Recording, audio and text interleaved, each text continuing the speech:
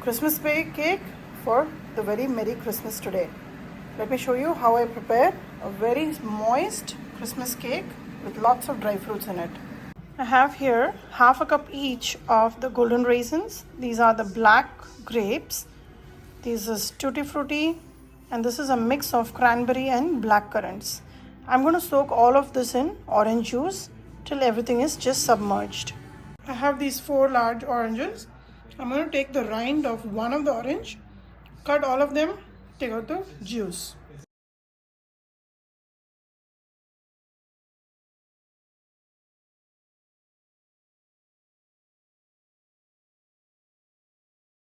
I added the orange rind in the dry fruits and I've taken it out in a bowl. Now this is a bowl in which I'm going to allow the dry fruits to soak. Now here goes 1 cup of orange juice. I've just freshly squeezed it out and now it's submerged, but I know that these dry fruits will bloom, absorb the orange juice. So I'm adding around half more cup of orange juice here. This should be perfect, and this is a 2-day process.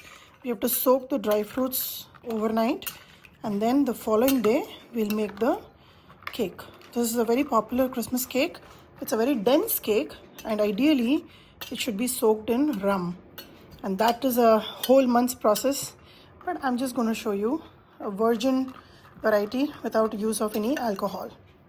If during the process of soaking this dry fruits in orange juice, if you feel that the dry fruits have completely absorbed, make sure you add another half a cup of orange juice. It should be very plump and very soft and have absorbed all the orange juice. I'm going to cover this and leave it overnight to soak. These dry fruits have been soaking in orange juice and this has been over a day now, and they are very plump and super soft. Now let's measure out the other ingredients which will go in here. I've taken 2 sticks of salted butter.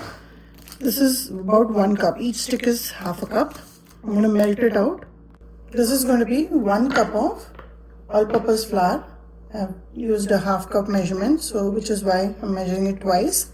Along with this, 1 teaspoon of baking powder, half a teaspoon of baking soda. Now sift it twice so that the batter, the flour and the baking soda, baking powder mix well. I'm going to pass it again through the sieve. In this saucepan, I have taken 3/4 cup of brown sugar and I'm going to melt it with about half a cup of water. Cut the butter in halves and I'm going to microwave it till it is nice and smooth and liquid. This is the sugar that I've just melted. I'm not looking for any string-like consistency. I just wanted to melt it in water. Only use about half a cup of water here. Now this, I'm going to add it to the dry fruit mix.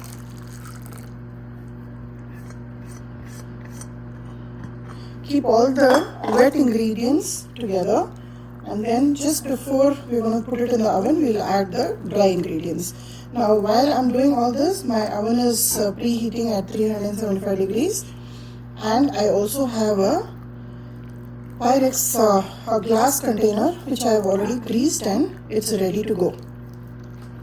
Here is the grease tray, and now let's add the butter into all the wet ingredients. So this is about 1 full cup. It is gone in here, and this will make the cake very moist. Although this will be a little dense cake, but it will be super moist because of all the dry fruits that we have added. Mix it well. Ideally, these dry fruits should be soaking in rum so that it gives that nice licorice aftertaste. But we are using orange juice. It will still give a great effect. So mix this well and keep it ready. My oven is almost done preheating. And there is a secret ingredient to adding to this mixture which will make this cake rise really well, besides the baking soda and baking powder. Once all the wet ingredients are mixed well, add just about 1/4 teaspoon of cinnamon powder. That completely changes the texture and taste, gives that festive aftertaste to your dish. And this is not optional. You have to add a little bit of cinnamon powder to this. Mix it well. Mix it so that the butter is well mixed with everything. Sugar syrup, the butter, the orange juice and the dry fruits. It should be very homogeneous like this.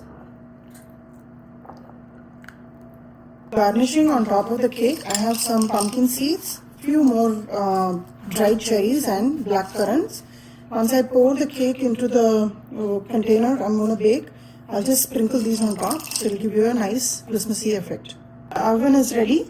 I'm going to add the flour to the liquid and mix it. Make sure you turn it in the same direction and do the cut and fold method.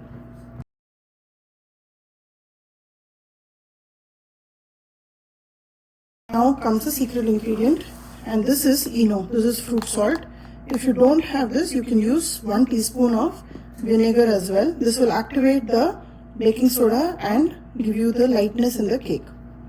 So just mix it but mix it very well. This will make the batter very light, and we'll pour it into the vessel. The cake is inside the oven, and I'm going to set a timer for 35 to 40 minutes. And after 30 minutes, I will see if it requires to be just turned around so that it bakes evenly. The cake is done. It's about 40 minutes on the clock, and you can see that nothing really sticks to it. It's very fragrant. It's a lot of orange smell and dry fruit smell. It's a very buttery cake, and it's cleared the toothpick test. So now just allow this to cool down completely, and then I'll show you how we serve it. Sprinkle some powdered sugar, and that will give you an effect of snow. And this cake is ready to be served. Enjoy with your friends and family. Try this recipe. It's not very complicated. Yes, it takes a little time to soak the dry fruits, but otherwise it's a very simple process. A very Merry Christmas to you and your family. Enjoy, and let me know how this recipe turned out for you.